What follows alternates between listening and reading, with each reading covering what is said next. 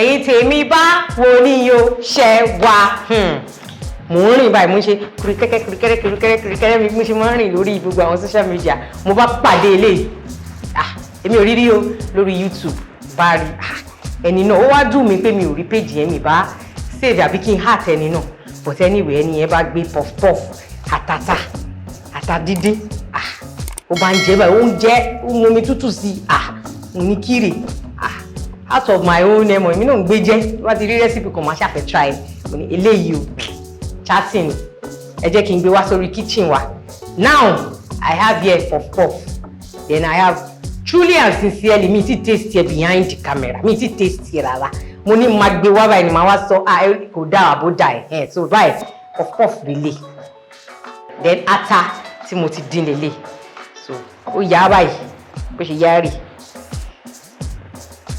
ó jẹ́ báyìí puff dùn now let's taste the kíní gangan atare tàfi dín any kind of ata because irú ata báyìí gangan kọ́ ló lò so now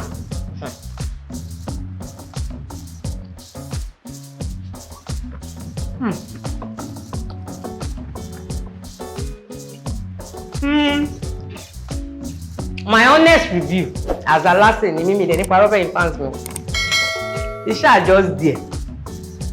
oye yín because ata yìí ó ti pa oró Puffpuff nígbà tẹ́ pé àwọn nǹkan tí ò sọnù kiri ni but though you can try it kẹfì lè mọ̀ bóyá mo wí ire àbí mo wí ire would I be trying this late some other time I'm not sure but it's not that it's not good don't get me wrong but kò blend kò marry ẹ mọ̀ pé we are after marry kò marry because